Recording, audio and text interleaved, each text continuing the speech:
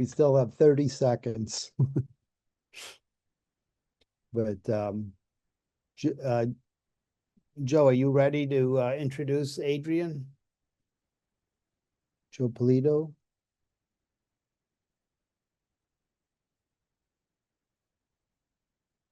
You're muted, Joe. I'm unmuted now. Thanks. Yes, I am. Oh, okay. Okay. I I was I didn't know we had given you two moderations in moderator roles twice right away. So Well, I was that's why getting I was. ready to say I'm surprised, Stephen, I'm not supposed to moderate. That's why uh, while praising Nick for being an everyman, I didn't do any bad mouthing of academics because I knew I had an academic following. Um, if everyone looked at the lineup and all of the speakers and the previews of what they had to say and their experiences and so forth, you probably recognized a lot of names or some of the hot topics that are on today, aside from money. There was, private equity and monopoly and all sorts of issues that are very important and all part of the economic justice that Nick wants to see. But you also would have seen Adrian's short preview of what he's talking about, and you would see Edward Kellogg. And I'll bet hardly anybody knew who Edward Kellogg was. And I don't know, like a lot of people here I know, the last 10 years after the financial crisis, they started getting interested. I'm reading different things. I mentioned Kumhof and Ronnie Phillips' book, and I would see Joe Bon Giovanni's videos. And one thing I came across was a talk by an older um, previous generation monetary academic, and he mentions this guy, Edward Kellogg. And then I saw something else about him and saw, all right, I got to read something about this fellow.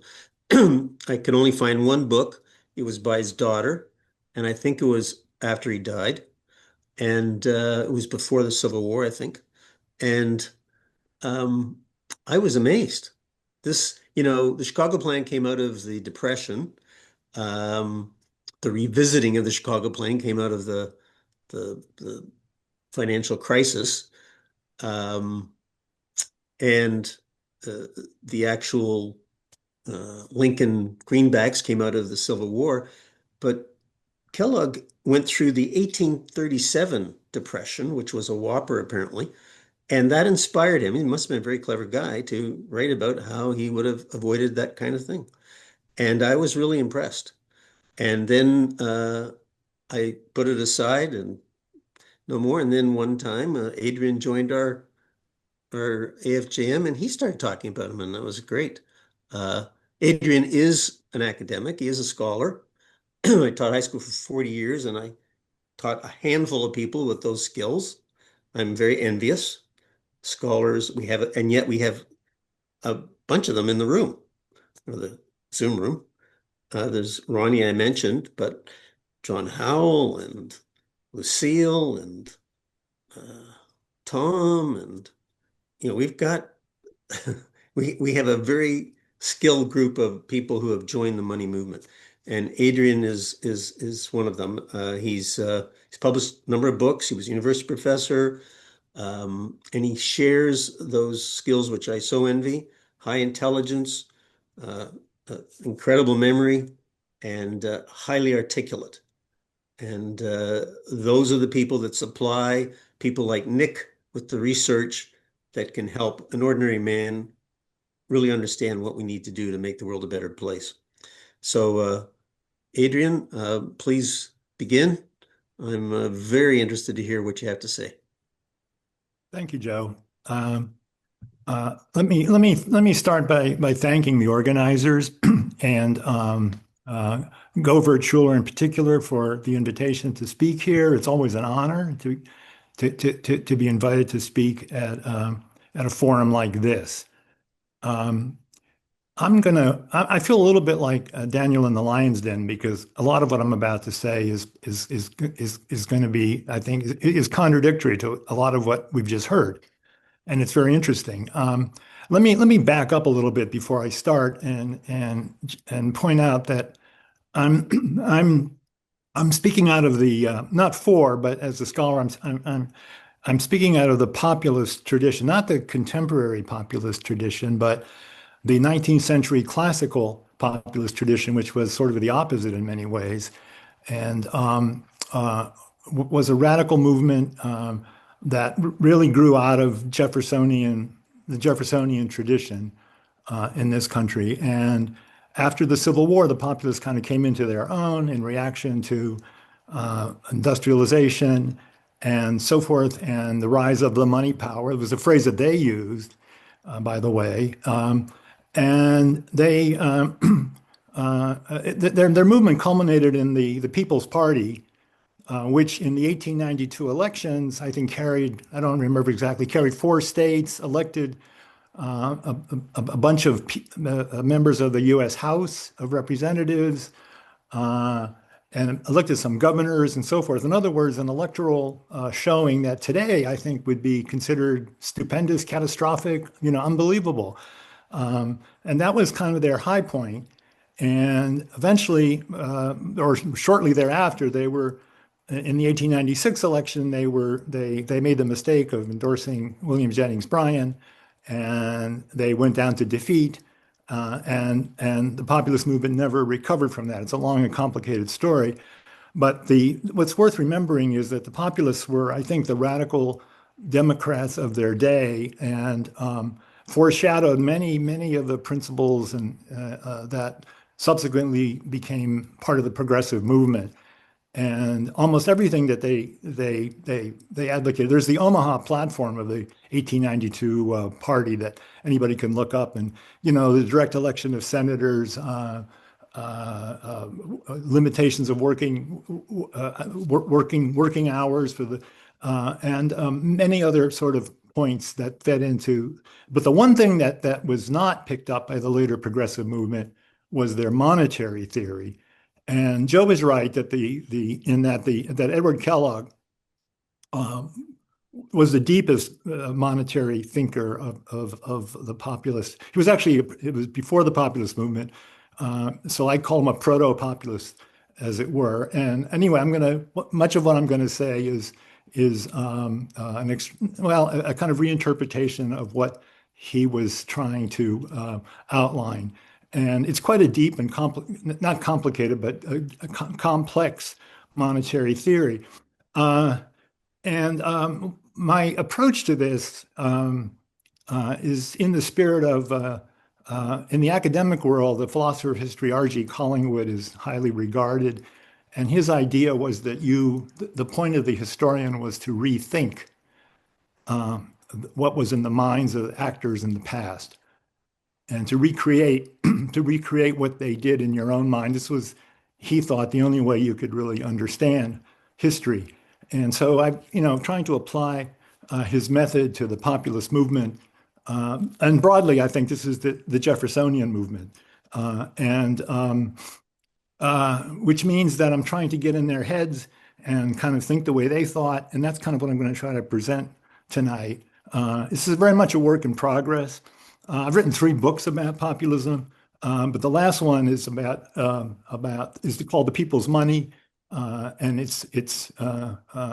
they're basically what the populists advocated was a public banking system, which I'll try to describe. Let me go to the screen now and see if I can. There we go. All right. All right. I think let me continue a bit here with more historical context, because I think it's quite important, because the populist movement, the classical populist movement, is practically dead. It was thoroughly defeated, and yet it was, I think, an essential part of American thinking at the time, and still has, well, I think even more than ever, has a lot to offer. So unlike Europe, America offered free land or resources to ordinary individuals. Those, in other words, personal access to capital. We think that this was sort of encapsulated in Frederick Jackson Turner's frontier thesis, and we could call this the exceptionalism of America. Now, of course, American exceptionalism has a different ring today. And, we're the best and the brightest and the smartest, and we should run things and so forth and so on. But the exceptionalism that I'm talking about, I think, and what was unique, pretty unique about this country in its first couple of centuries was, in fact, that free land and resources were available, not to everyone, obviously, not to slaves, not to Native Americans. Well, Native Americans were excluded from this process and so forth. And we all know this history, and I don't need to go into it here. However, for vast numbers of people who immigrated here from Europe, primarily, they had a unique situation where they had access to land for free. The only other place I can think of where maybe that was true was Australia, but I'm not, anyway, it's kind of a rare, I think it's kind of a rare thing. So early America in the 17th through the 19th centuries offered not only political, but economic freedom. I mean, in Europe, there was no free land anywhere and hadn't been for thousands of years. So people who came here suddenly must have been, it was an incredible thing to get free land, which I think created in the minds of Americans, early Americans, a presumed right of free access to capital. So I think this is what Tocqueville called the equality of conditions. In other words, the presumption was there was a right to capital, something that I think was not true in Europe or almost anywhere else.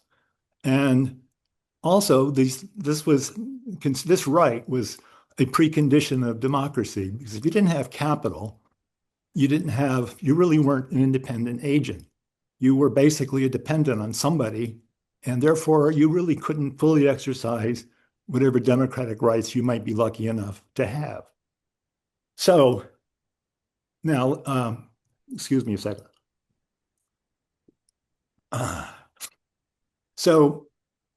We can call this democratic capitalism. In other words, imagine this is a world where everyone is a capitalist. And I think we can say that up through the Civil War, pretty much this was true in this country, that almost everyone, if you think about it a minute, farmers, small business people, etc., were capitalists. Imagine a nation of shopkeepers, as Napoleon spoke of the British. In other words, of independent private owners of small enterprises. And this was the Jeffersonian world described by Tocqueville. Most people were farmers, not so much think of it as in household terms. And so you have democratic capitalism. It was democratic for the reason I just mentioned, because you were an independent agent, relatively speaking. And it was capitalistic because you were a small business person. And you depended on, well, we'll get to this in a minute, but you needed financing if you're a small business. Even a farmer, even a small business person needs financing. So the enemy, though, in the eyes of the populace, the enemy of democratic capitalism was monopoly. The populace recognized that there were natural monopolies. Those infrastructures or media, otherwise independent individuals need to share. So transportation, railroads, communication, telegraph of the day, and banking in finance.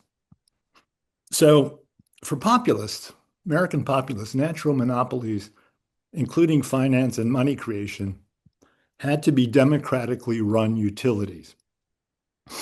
Individual personal property, your car, your phone, your money, is integrated into a collectively shared medium, our highway, our internet, our banks.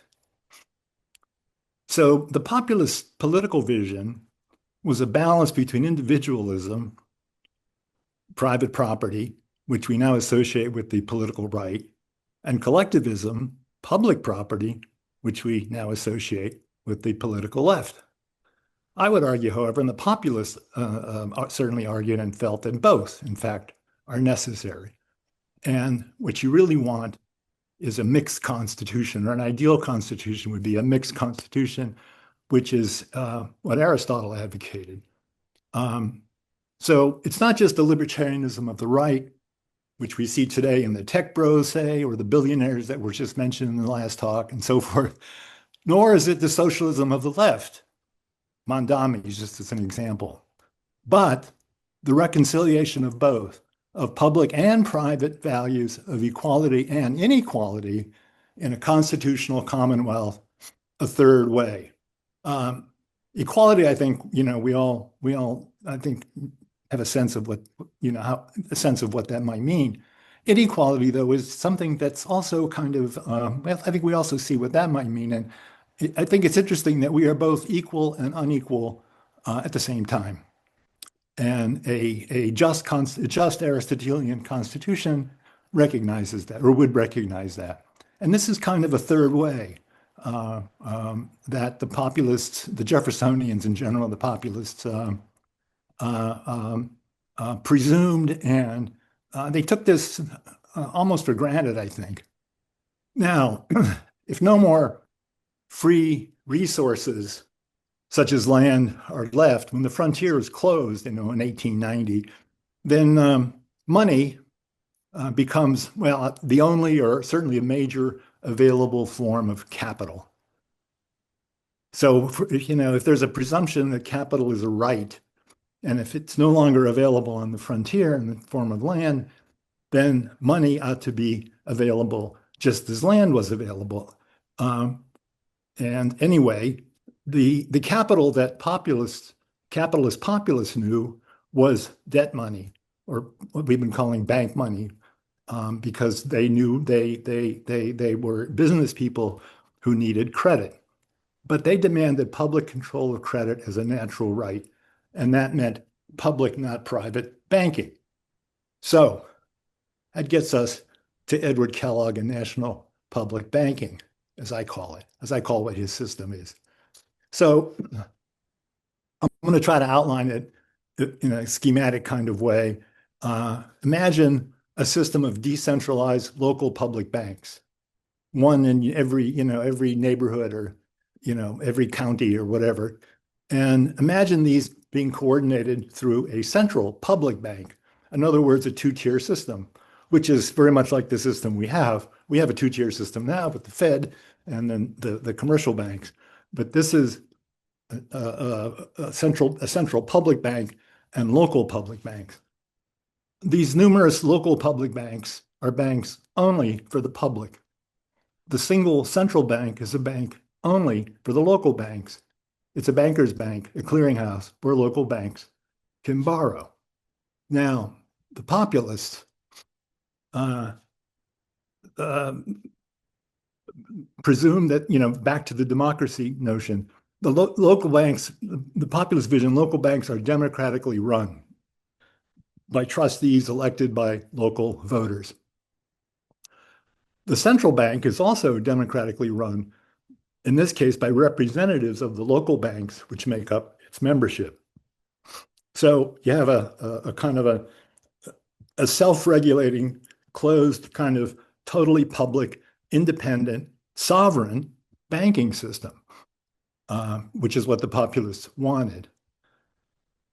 So the protocols and policies of this public banking, to be uniformly followed by every local bank, are determined by the local banks as a group through their membership in the central bank, which enforces the rules. National public banking is based on bank-created debt money, not fiat money. We've heard a bit about fiat money in the earlier discussion, and the populists were not interested in distrusted fiat money. I'm skeptical of fiat money. I don't share the enthusiasm for fiat money that I hear. I think it has rather a mixed history, and we can talk about that some more. In any event, what national public banking does, what populist banking does, it co-opts the machinery developed by the private debt money system. It doesn't reject it the way much of the discussion here has sort of seems to me to imply, but in a way it embraces it, takes it, it incorporates it. But what it does, what the populists did was they eliminated the unearned income that bankers attach to the debt money system, that private bankers attach to it. So money is issued by local public banks exclusively to flesh and blood individuals, not to corporate entities and so forth. This is how they viewed it. This money is created by loans to those individuals backed by their collateral on a fractional reserve basis. And again, I think the populists had no problems with fractional reserve banking, and I think they realized that it provided a vast expansion of credit otherwise not available. And this was one of the great virtues of the bank, what the private banking system came up with and invented. And it allowed credit to be before you had fractional reserve basis, you had very limited money supply and a scarcity of money, which I think was an inhibition to economic development. And I've elsewhere argued that the invention of this expansion of credit enabled pretty much the Industrial Revolution as we know it, and very much modern society as we know it. Anyway, money is issued by the central bank in this two-tier system that I described. It's issued by the central bank exclusively to local banks. In other words, the central bank doesn't lend money to the government or anybody else. It just gives money to the local banks. And this money is created by loans to the local banks, initially to capitalize their operations. Now, the major problem for the populists was not the banker's system. It was the interest. It was usury, something which is not, seems to be not discussed much in the reform movement. Usurious interest rates are kind of taken for granted. It's certainly not a central issue, yet it was for them. Money is issued by the central bank exclusively to local banks, and this money is created by loans to local banks. Interest rates anyway. Interest rates on all loans are for the populace. How do they deal with the usury problem? Well, they came up, and Kellogg sort of did this. Came up with a 1% rate of interest on all loans. Anything over 1% is considered by him to be usury. And if you eliminate usury, the benefits of borrowing go wholly to the borrower and are not skimmed off by the creditor as in private banking. Again, usury is the chief evil of the private debt money system and the engine of exponential growth, as I suggested earlier, the Industrial Revolution and so forth. Now, 1% may seem kind of arbitrary. And I would argue, and I think the populists presume that 1% is a natural, Kellogg, I'm pretty sure did, is the natural rate of depreciation over a lifetime. There's the rule of 72 in accounting, which it takes, if you lend money at 1%, it takes 72 years for the interest rate to equal the principal. So in a sense, what we have, it dictates, the 1% rule dictates the natural rate of interest per person.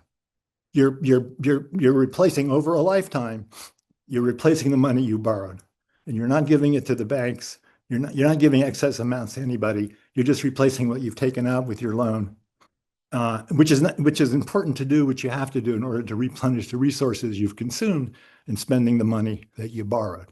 So there's a kind of ecological or environmental aspect to all of this, which is very interesting, and I think that made sense to the populists, and I think it's worth considering today.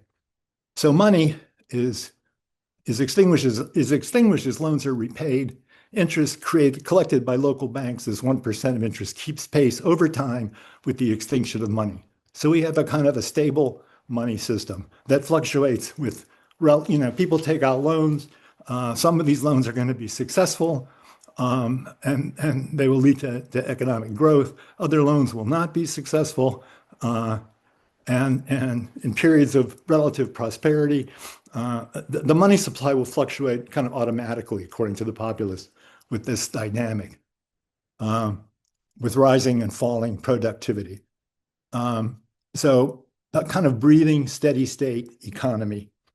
Now, populist public banking aims at a democratically run, self-regulating monetary system. Money creation and extinction is entirely decentralized into millions of individual loan contracts. No central authority remains nor is needed. Money becomes neutral and unproblematic. And this is another way to understand sovereign money. And the point about creation of money that was discussed at the end of the last talk is interesting. Money is the money in this view. Money is created as a loan contract. It's created out of nothing. You could say, I suppose, by two parties, by the bank and by the borrower. You need something like a bank, otherwise, you're not going to be able. You're not going to have a credit system that's functional. So you need an institution where you can go and have and get a contract, sign a contract to create some money for whatever you need. And the contract is based by your collateral. So it's not sort of created out of nothing, in the sense it doesn't just depend on the government or the good, or law. I mean, law can come and go. We're seeing this in our own political situation these days. And I don't think, we can necessarily put our trust in that.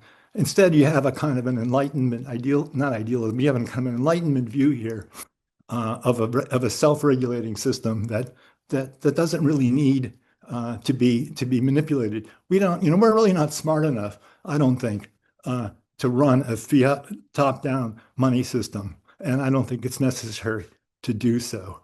I think I'm going to. I mean, that's kind of what I have to say. A couple of things here. There's a little bibliography. The the populist equivalent of the Need Act was a bill to establish a system of subtreasuries and for other purposes, which was introduced in 1890. There were interesting hearings that were held about it in Congress, but it was killed in committee. These are Edward Kellogg's books, and they're my books. Anyway, I'll stop. I think I could go on, but I think I hope I said enough to be somewhat provocative here.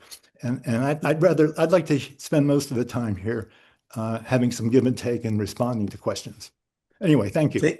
Well, thank you so much, Adrian. I have a question for you. I'll start it with the moderator's prerogative.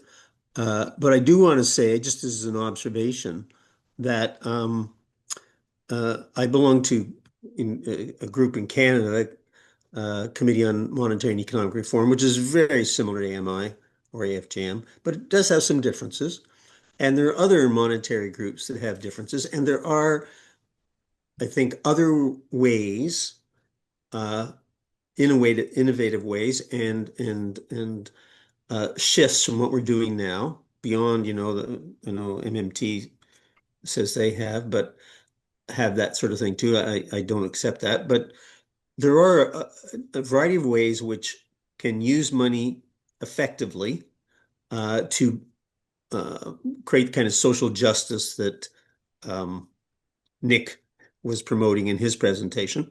I'm going to put in an example of that in the chat. It's Professor Collins, and he has 4 case studies of these ways of pushing money into the economy. So I'll ask my question of you now, because I'm starting to preach here. My impression is, and I would like your reaction to this, my impression is that Kellogg's strategy, his plan, was very similar to what we heard from Hockett. I don't know if did you hear Hockett's presentation? No. Hockett sees are you familiar with it? I'm somewhat familiar with his work, but not this presentation. So he wants the Fed banks to be regional banks making loans for productive purposes. I felt like Kellogg's plan was a lot like that. And also last year, when we reviewed the lost tape of Hodson, who was with Comer, was a leader, co-founder, he pointed out that Keynes wanted to euthanize the rentiers, that is the money lenders, the usury part, and he wanted interest rates to vanish, pretty much vanish, go to the vanishing point. So, um, do you see a similarity in those two uh, positions? Well, yes, we want to get rid of usury. If we don't get rid of usury, uh, we're going to, it's usury that uh, uh, creates artificial inflationary financial explosion. You know, it goes on and on and on for all the reasons I think this group knows all too well. And so to get, yes, we want to get rid of usury, I think is essential. And again, I'm wondering why this is not more of a central issue for monetary reformers these days, because by Hmm. not making it a central issue, uh, you know, the mechanism, the unjust mechanism. Speaking of justice, what could be more unjust than usury, really? I mean, well, other things can be more, I suppose, but usury is pretty base economically is pretty basically an unjust thing. So why do we tolerate it? I don't know. I don't even know why reformers seem to tolerate it, sort of. And you know, and I'm not. I mean, somehow. Anyway, so there's that. As far as the local banks are concerned, I think yes. I mean, this brings all banking down to the grassroots. The populist movement does. So that's. But the thing to understand about that, and on the social justice point, I mean, what does this have to do with social justice? Well, the ability to finance your own life, I think, is what the populists are offering. They're saying, you know, our educations, we're financing healthcare, our cars, consumer, you know, virtually everything is more or less financed. And yet it's out of our control, and we have to pay these usurious rates to keep you know to keep our heads above water. So the ability to actually have the benefit of the money you borrow um, is I think the key difference here, and that's why we need to get rid of usurious rates. So that's that, and then the freedom that give that allows for this social freedom to get control of your life, because you can really get control of your finances. Now, not everybody. This is where the equality and inequality things come. You know, not everybody is going to be is going to be equally successful at this. Some people are, you know, cleverer than other people, have more good luck and good fortune. And the world is not, you know, we're equal, but we're also unequal. And so some people will prosper. You know, there will be richer and poorer people under the populist system, as there were, you know, in you know the populist farmers. You know, there were better, richer farmers, poorer farmers, and there are lots of things that go into this. But there's at least a kind of a floor here of fairness, and there's an opportunity, and the you know the wealth would be, I think, much more widely and distributed to a kind of a middle class.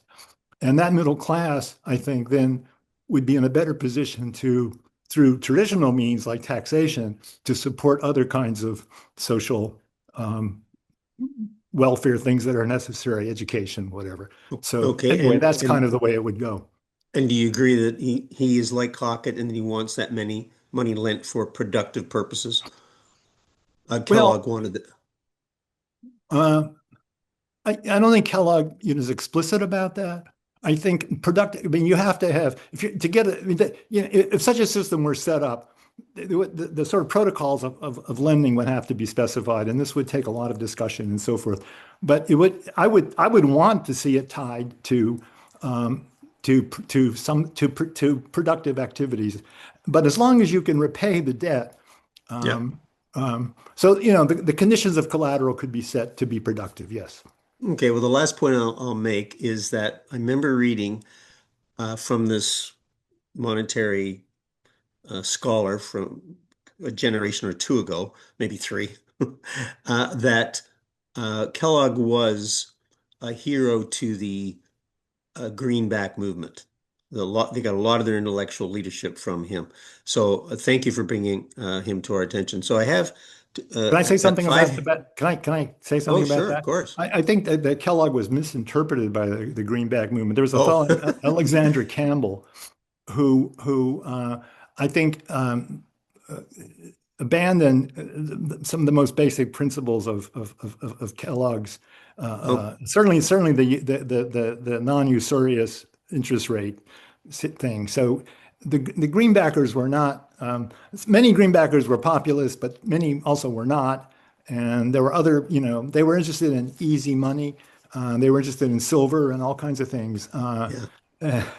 And eventually, but of course, they wanted greenbacks. They wanted fiat money. And Kellogg, the greenbacks are a classic case of fiat money, and Kellogg would have had none of that.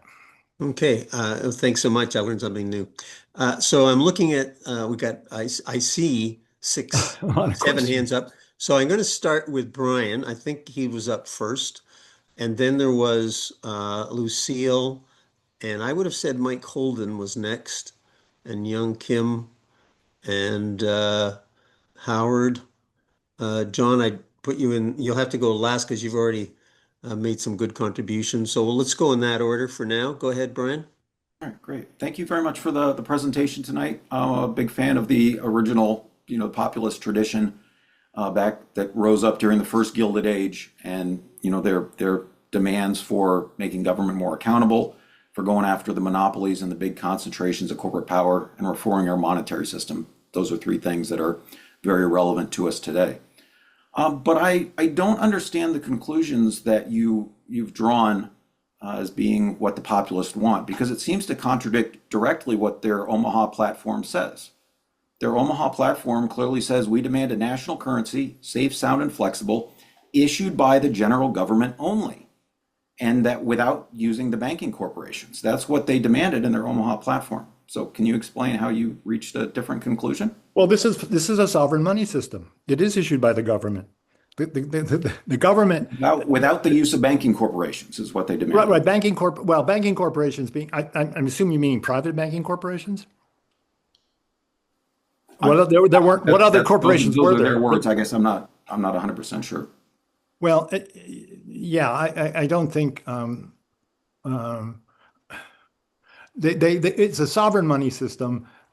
It's actually Kellogg felt his interesting example. He felt that if this all was done properly, that money would no longer be an issue, and it would be regulated in the sense that the Department of Weights and Measures, this is his example in Washington, regulated weights and measures, and that the dollar. He drew the metaphor, the analogy that the dollar is like a yard or an inch or a pound. It's something that needs to be defined for for all kinds of purposes, but for commercial purposes. And there's once this is all set up, there's no, it sort of runs automatically. There's no, just the way we don't argue about, what a yard is versus a foot, or so we don't, according to Kellogg, we're not going to argue about what a dollar is either. And also, I think there was this legislation that was introduced in Congress is probably the clearest example. You can go maybe look that up. The Treasury plan? Is that The sub-treasury plan, yeah. yeah. What wasn't that more dealing with like grain storage and stuff like that? Well, yeah, there was the Farmers Alliance had a system, what they call them sub-treasuries, where the farmers would they're trying to cut store their grain at these big warehouses, and then they could kind of control the price that way, or keep the price from, and then they could get paid back from that. And it was essentially a proto-public banking system. Then it was, generalized in the legislation to money in general. Okay. Looks like Brian's pretty scholarly too. No, I've been studying the populists all year because I think they have a very timely message. But They do. agree with what they said in the Omaha platform, which was the currency issued by the government without the banking corporations. Can I ask you, what is your distinction that you're making between a fiat currency and a bank-created debt money? Because to me that seems like the debt money's backed by collateral, Oh, and so it's not fiat. In other words, there's a specific tangible something that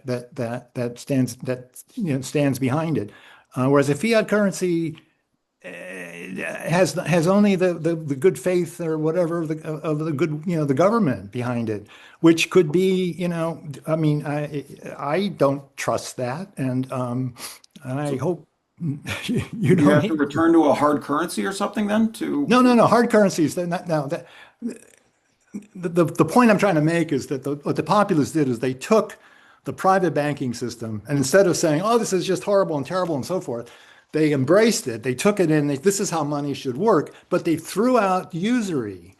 So they threw out the thing that they saw was the evil in it, was usurious interest rates. So, but the rest of it, the mechanism by which you go to the bank right now and get a loan, you can go to a private bank, and not all of that would be a public bank, but all of that, the same, it would all work the same way. Thank you. without a gold standard.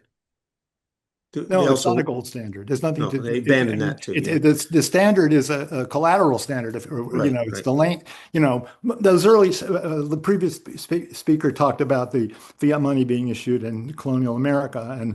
Yeah. But actually, my understanding is that the initial fiat impulse was not successful. And most of those very quickly became land banks.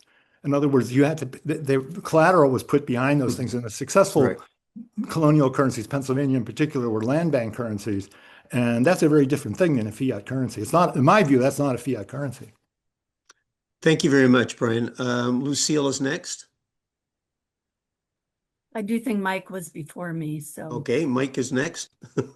And then Lucille, and then Lucille. thanks. Go ahead. Okay. Can you hear me? I can hear you. Okay, great. Adrian, thank you so much for the excellent presentation. It was definitely very scholarly and informative.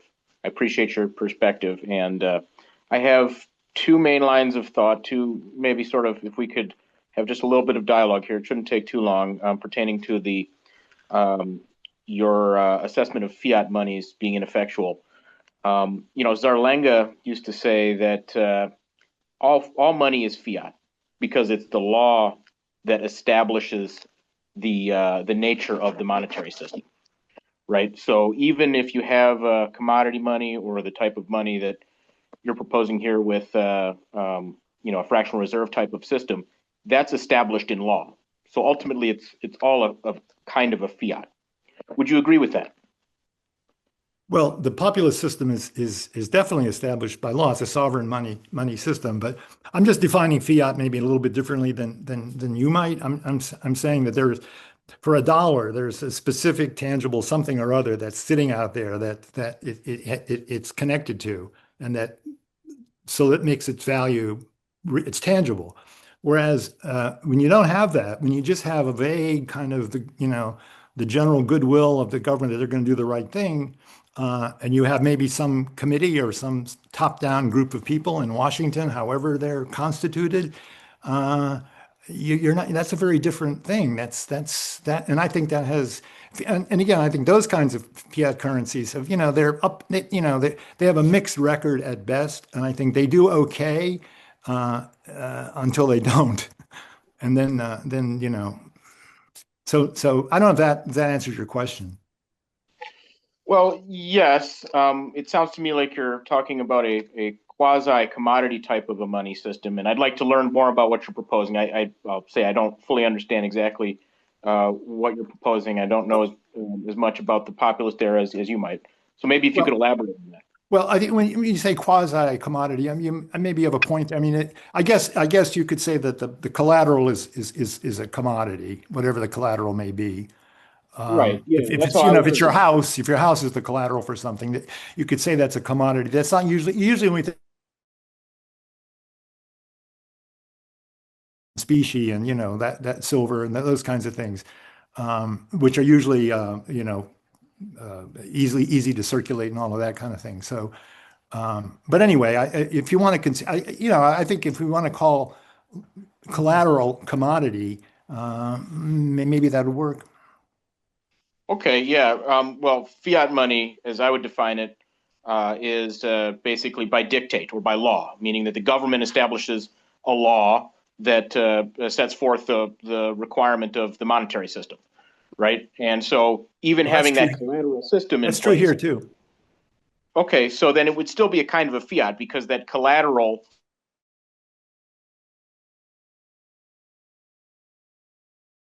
So maybe a different term would be better because what you're talking about, I guess, comparing and contrasting a fiat type of a system to what you're proposing, I don't know if they're necessarily opposites or mutually exclusive. Well, the fiat current, the greenback, I guess it's the classic American example of a fiat currency, and we haven't had one since. And Yes. and it's is it a it's a I guess fiat, yes, command the government. Sure, a populist public banking system is a sovereign money system which would be established by the government. But once established, it would run on its own logic, it would run on its own rules, and it would run on the rules of traditional banking as far as lending and borrowing is concerned. So, and there's a big difference between that and the greenback type system or the French assignats or many other fiat currencies that we're familiar with. Okay, thank you. Hey, One final line of questioning, if you don't mind. I'd just like to bring to your attention your comments on usury. So you said that monetary reformers don't focus on usury.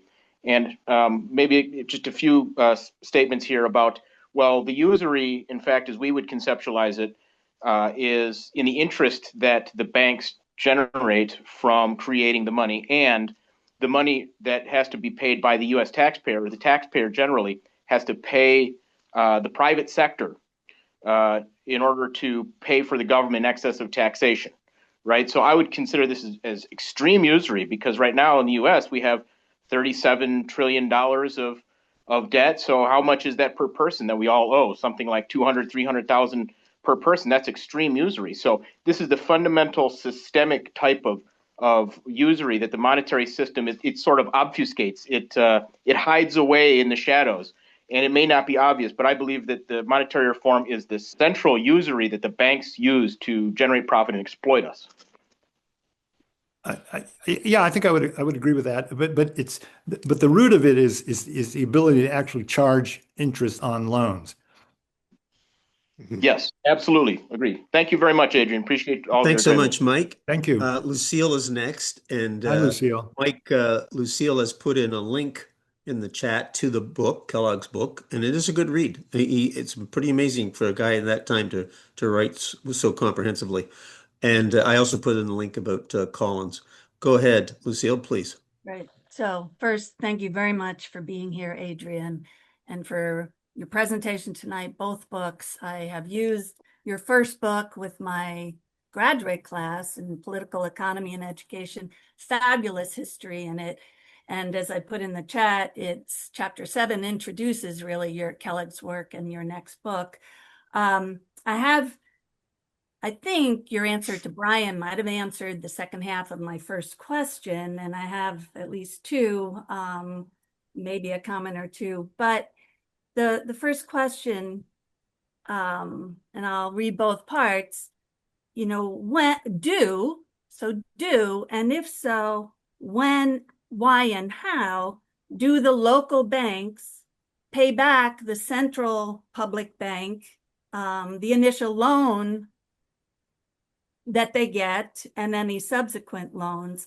And the B part is, where does the central public bank get its money from that it lends? And I think the second part you asked, it is sovereign money. It is, Yes. Yeah. So in that sense, we are much closer than I think you were presenting maybe. So it's sovereign money. It is at some level fiat if it is account money. And if dollars and coins are in those accounts, it's sovereign money. And but so then the question, do the local banks, and if so, when, how, and why do they pay back that central bank? I don't think they need to, as long as they are in business. This is an initial, there has to be seed money somehow, somewhere. Right. And So it would be provided to them in that way. And then I think the central bank they could borrow, if a local bank gets into trouble, or they could go to the central bank, and all that could be that's all sort of how the machinery of this might work. And, nobody has, that is yet to be Right. figured out Okay. really. So as long as they're being responsible with that money, it recirculates. When it gets paid back, that local bank recirculates that money to other borrowers. Is that the case? Or is it extinguished? And I've always felt or assumed that it's extinguished when it's paid back. okay, so then the local bank has to keep getting money Well, from they can keep making loans, once they're capitalized and the system is sort of running, they can keep making loans to local clients, who, will, if those loans are good loans, decent loans, the bank should be able to fund itself. And of course, there will be some defaulted loans, and that's part of the expense of running the public bank. And hopefully, they're not. If there are too many defaulted loans at default, what that really means is not a problem with the banking system. It really means there's a problem with the economy in general. And for whatever reason, right? There's a war maybe, or there's some kind of external factor that may enter, or plague, or any kind of external thing could affect that. So, yeah. Okay. It seems to me, but you haven't agreed, that it is then recirculating. And in that sense, by the bank who makes additional loans with money that comes back, because if it disappears from circulation, I don't know, it doesn't make sense to me, but the other way it does. But let me move on to my other question. Is it possible in your system, or Kellogg's, or maybe not Kellogg, but for you today in 2025, that for the interest, I mean, I understand the cap. You do a great job explaining, what somebody consumes over their lifetime, is what they're paying back sort of in that 1% interest. And the ecology part of your book is really good. But my question is, especially if usury matters and if a sustainable economy rather than a constantly growing economy matter, isn't it possible then for the interest rate to hover around 0 plus minus 1%? Why not, if not? Well, if you're not, this is a kind of tricky thing, but if you borrow the money and you consume it, but if it doesn't get paid back, then But if it does get paid back, it all gets paid back. People are satiated. They don't need to borrow more money. They don't. Yeah, because they're meeting their needs. The system is working. We don't have to work 40, 50 hours of work to survive. We can move down to 30. So that the plus minus gives you the room to flourish. I don't think the system is working.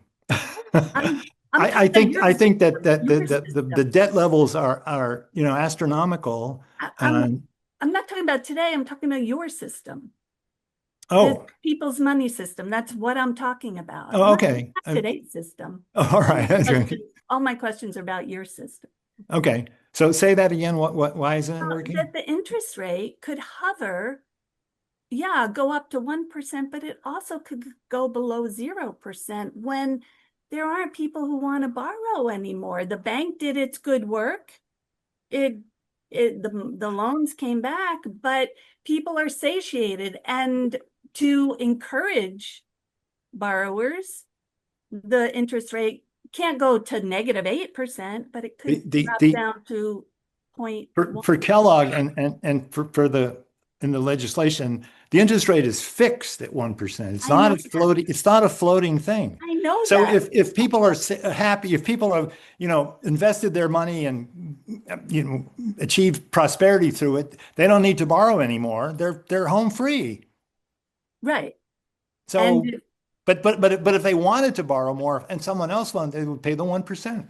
Right, but if there is nobody who wants to borrow and we still need money in circulation, anyhow, it's something to think about. I'll stop there. I would just point Interesting. out in your early slides, the place of slaves and indigenous people having access to that land is kind of ignored. But I love, I mean, that I think not yeah. I didn't not in your discuss work, that. I didn't not in discuss your that. work.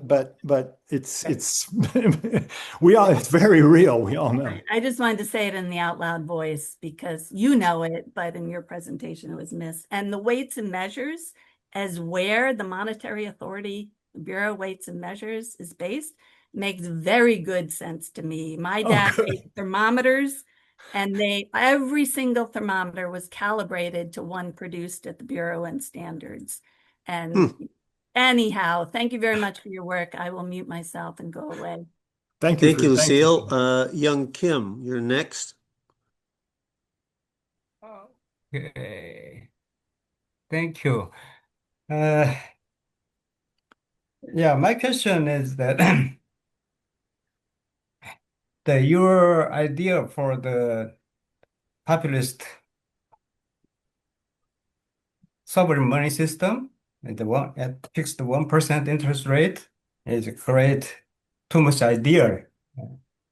I guess how to move to how can we achieve that with this current Well, it's a prop. system, yeah, without the jubilee, without the great jubilee, I think it's impossible to reach your point.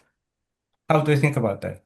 Well, I agree that this is it seems like an ideal thing, but so does the Need Act for that matter, and I think and as we've heard before here, the monetary reform, in spite of the best efforts of this group and other groups, is not on most people's radar in this country certainly, and so I think this is how to achieve any significant basic political change is your question, and I think it applies not just to this, but to any kind of.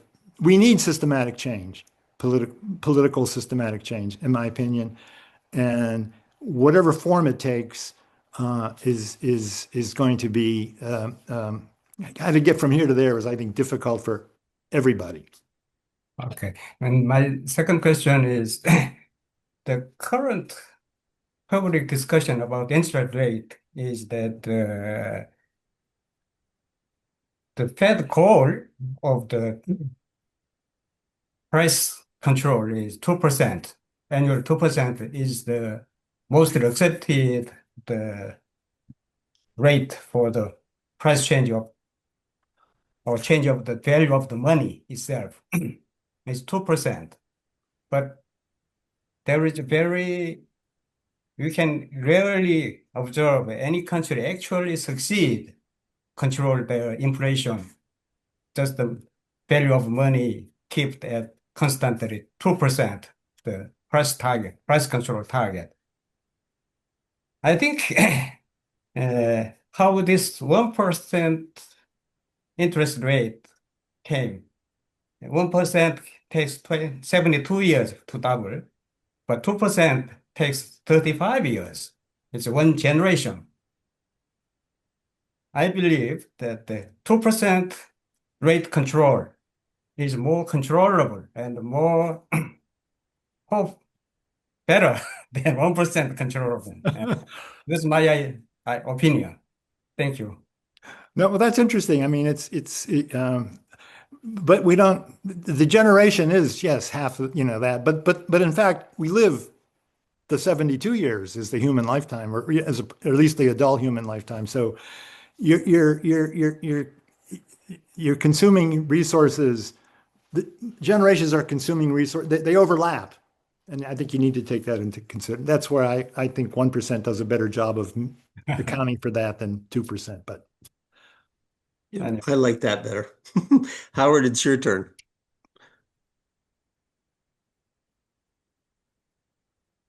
Yeah, all right, Adrian. Thanks for the pushback. And I had 3 points. I wanted to make one on the usury thing because I'm a monetary reformer. I talk about usury all the time, and I think I agree with you that everybody should be pointing it out. You have to be careful about it, or you be called anti-Semite. But you know, you have to insist that our system is based on usury, the abuse of monetary authority for personal gain, and it's worse than just interest. Although interest is the key element that extracts the wealth from the producers throughout the system and concentrates it into the hands of people who produce nothing of value. And that's usury, and that's why all the religions banned it. And that's why it was considered by some as an extraordinarily efficient form of violence by which you do the most damage with the least effort. And so I'm happy about talking about usury as a monetary reformer because that's the system we want to change. And the second thing too was we talked about the fiat money things. I think it depends on whose fiat it is. You know, is it a public fiat for public purpose or is it a private fiat? You know, sanctioned by the government, of course, but it's private fiat that they're creating credit by and using that for money, which is a system that extracts wealth in multiple ways and concentrates it to the few at the top of the system, the owners of that system. But the greenback was a permanently circulating asset. And so it was eliminating debt. That's why the bankers shot Lincoln. You know, they couldn't stand that. It was eliminating debt from the economy. And so that had to be stopped. And that's how they did it. And then the other thing is you talk about capitalists. This always ruffles my feathers a little bit when people say, you know, imagine that a plumber who wants to start his own business buys a truck full of tools and a helper, and he's considered a capitalist. Give me a break. He's not a capitalist. He's practicing free enterprise. But he had to go borrow money for that truck of tools and to hire that helper. And that is where the capitalist stepped in. The capitalist, the one with the capital and the system. And so they have the money system. And that's what capitalism is. And so they are a parasite on the back of free enterprise, extracting the wealth out of what that plumber produces. And that's across the whole system. And it's in every transaction that we have. And on average, 50% is capital costs of the price of everything that we buy. Howard, you got your point, and let me. I've got 1, 2, 3, and that was my third point. Oh, good. We're working on this. We want to get the speaker ready. Can I respond to that? Very good. Real Yeah. quick. Okay. Well, I think We're on break though. Let's be on break. We'll be back in 3 minutes. But I'm here. We're all here still. But go ahead, Adrian. You're fine. Well, the plumber still needs credit. He's got to buy the truck and the tools, as you said. That's capital. He needs capital, so that's why I'm calling it capitalism. Yeah, he has to get it from the capitalist. Well, in the populist banking system, he could get it from the public bank. Anyway. Yeah. Thanks, Adrian. Wonderful presentation. Thanks. And wonderful holding the fort, Adrian. Thank you.